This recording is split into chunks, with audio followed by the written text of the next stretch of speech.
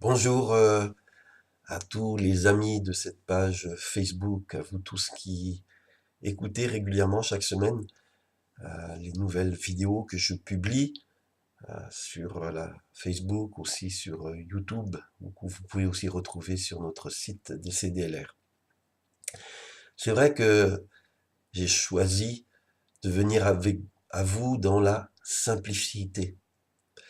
Parfois, quand les gens vont sur Internet, ce qu'ils cherchent, ce qui les intéresse, c'est le décorum, c'est le packaging, ils veulent voir ce qui, voilà, l'ambiance, les gens sur l'estrade, et les beaux costumes, les belles chorales. Et parfois, c'est ça qu'on cherche plus que la vérité qui libère. Moi, j'ai choisi de venir à vous simplement depuis chez moi pour partager un moment où ensemble on se met au pied du maître et on lui demande, Seigneur, parle, car ton serviteur, ta servante, écoute. Aujourd'hui, le message que Dieu m'a mis sur le cœur de vous partager, de partager avec vous, c'est sur justement notre attitude de cœur vis-à-vis de la parole de Dieu, de l'enseignement biblique, comment on reçoit cela. Dans la première lettre de Paul à Timothée, chapitre 2, verset 11, je cite la Bible parce que je ne veux pas parler de moi-même, euh, Paul dit ceci, que la femme écoute en silence, avec une entière soumission. Donc Paul demande à la femme, il s'adresse aux sœurs de l'assemblée d'Éphèse, il leur demande d'écouter l'instruction quand elle est donnée par leur pasteur, de l'écouter en silence, avec une entière soumission. Et ce mot silence, c'est pas chut, c'est pas le silence des lèvres. C'est le mot grec esoukia qui signifie faire silence dans votre cœur. Et on sait que c'était pas le cas dans l'église d'Éphèse pour tout le monde.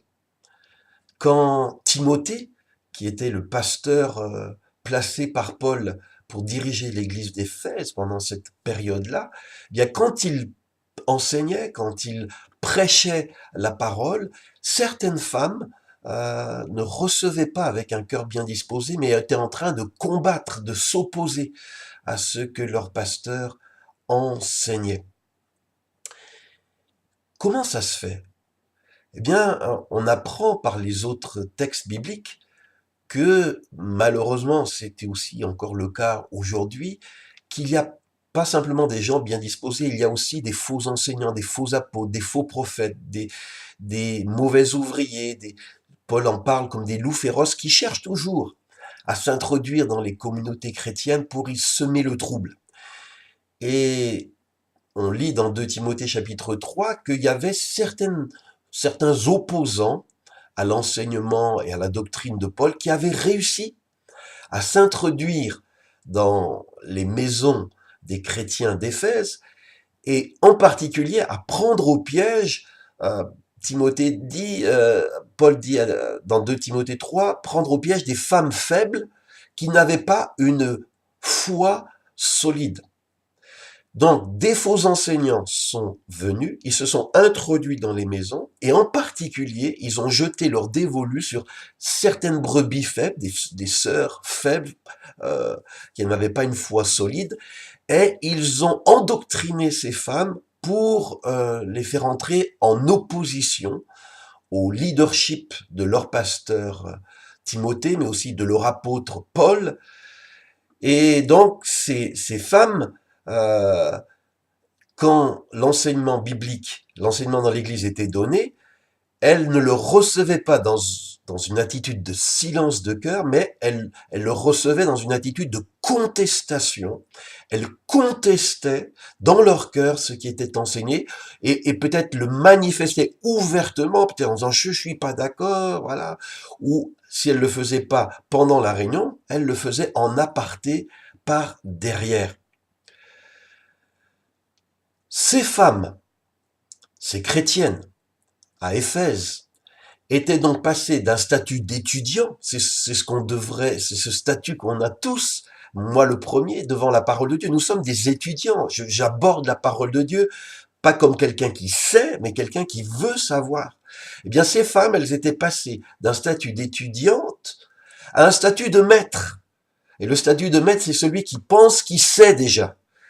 Et donc, elles n'étaient plus prêtes à se laisser enseigner, mais elles cherchaient à supplanter l'autorité de leur pasteur Timothée et à prendre par elles-mêmes un ascendant sur l'Église pour promouvoir leurs idées, ces idées qui leur avaient été communiquées par les faux enseignants. Et Paul leur dit, ah, ces sœurs, vous n'avez pas le droit de faire ça. Votre prise d'autorité, le fait de vouloir enseigner les hommes, l'Église, les frères, les sœurs de cette Église, c'est pas légitime. C'est une prise d'autorité illégitime. Alors vous allez me dire, mais nous, on n'est pas concernés par cette situation. Bien si. Parce que ce qui s'est passé dans l'église d'Éphèse, malheureusement, se passe encore aujourd'hui. Et c'est pas le problème de non-essoukia, c'est-à-dire de pas écouter avec un cœur bien disposé, de pas avoir un cœur qui est dans une attitude de silence, d'écoute. Eh bien, cette problématique-là, elle est pas propre aux femmes. Elle se retrouve partout, partout. On retrouve en France, comme là dans le pays où tu m'écoutes, des chrétiens qui croient savoir mieux que leurs enseignants donnés par Jésus à son Église. Partout, on trouve des chrétiens qui, quand ils écoutent un sermon, sont en train de le combattre plutôt que de se laisser instruire. Partout, on trouve des gens qui s'arrogent une autorité sur le peuple de Dieu que Dieu ne leur a pas donné, qui se mettent à enseigner, à vouloir entraîner les gens dans leurs idées, alors que Dieu ne leur a pas donné cette autorité-là, ce mandat-là.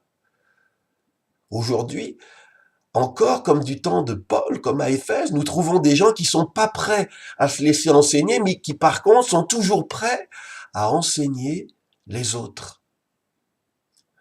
Et souvent, on doit l'admettre, moi le premier, que parfois on écoute sans écouter. On entend le bruit, on entend le son du sermon, de la prédication, mais notre cœur n'est pas disposé à accueillir la vérité. Et dans l'épître de Jacques, il est dit au chapitre 1, verset 21, « Accueillez avec humilité la parole que Dieu plante dans votre cœur, car elle a le pouvoir de vous sauver. » Accueillez avec humilité, ou d'autres traductions disent douceur, la parole que Dieu plante dans vos cœurs. Et vous savez, la racine du mot humilité, c'est humus. Humus, c'est la terre, c'est le terreau. La parole, pour pouvoir s'implanter, pour pouvoir prendre racine, produire du fruit, a besoin de trouver de l'humus. Et si dans ton cœur, elle trouve pas de l'humus c'est de l'humilité, mais elle trouve de l'orgueil, de la suffisance, c'est comme du roc, du rocher. La parole de Dieu ne pourra pas s'implanter et produire de bons fruits. Mes amis, mes frères et sœurs, j'aimerais vous dire de la part du Seigneur que quand on reçoit un enseignement par une autorité légitime, par un ministère que Dieu a donné à son Église, il nous faut écouter en silence. C'est l'attitude esoukia que nous dit la parole. Il faut faire l'effort de faire silence et chercher à comprendre ce que cet enseignant nous communique de la part de Dieu. Et une fois qu'on a reçu avec humilité, on fait comme les Bériens. Et il est dit qu'ils reçurent avec beaucoup de bonne volonté ou d'empressement la parole de Dieu. Ils étaient dans cette attitude réceptivité. Et il est dit que ensuite ils examinaient chaque jour dans les Écritures pour savoir si ce que Paul leur avait enseigné était exact. Donc on en écoute dans un cœur bien disposé et ensuite on va dans la parole vérifier que ce qui nous a été enseigné est conforme à ce que dit la Bible. Pourquoi Dieu vous adresse et m'adresse ce message aujourd'hui, toi qui l'écoutes? C'est parce que il est écrit dans 1 Corinthiens chapitre 4 verset 5 que quand Jésus viendra, il mettra les pensées des cœurs en pleine lumière. Moi, je connais pas ton cœur. Je sais pas dans quelle attitude de cœur tu es, dans quelle attitude de cœur tu es en train d'écouter ce message, cette vidéo. Mais Dieu connaît. Et un jour, il est dit qu'il mettra les pensées des cœurs en pleine lumière. Alors si ton cœur n'est pas dans une attitude juste, si tu es dans une, ton cœur est dans une attitude d'orgueil, monsieur, je sais tout. Je n'ai rien à prendre de personne. Je connais déjà, c'est à moi d'enseigner. Si tu es dans cette attitude d'arrogance, de suffisance, d'orgueil, un jour, cela sera mis en lumière, sera exposé. Donc c'est maintenant, si tu as un problème de non-essoukia, si ton cœur n'est pas dans de bonnes dispositions, si tu as manqué d'écoute, si tu as manqué d'humilité, si ton cœur n'est pas de l'humus, mais plutôt de la pierre dure et résistante, c'est le moment de t'humilier, de demander pardon à Dieu et de changer d'attitude, de revenir à un autre positionnement. Quitte la position du maître qui sait et qui veut enseigner les autres pour reprendre la position d'un élève qui dit Seigneur, parle, je sais pas, enseigne-moi, j'écoute. Je prie dans le nom de Jésus que cette parole qui a été prêchée, qui a été enseignée par cette vidéo, ne retourne pas à toi, Seigneur, sans avoir produit ce pourquoi tu l'as envoyé. Je prie qu'elle produise la repentance, des changements de cœur et d'attitude, et que le peuple de Dieu puisse être à nouveau dans une bonne disposition de cœur pour recevoir la parole de Dieu avec douceur, et qu'elle puisse sauver, éclairer, éduquer à une juste manière de vivre.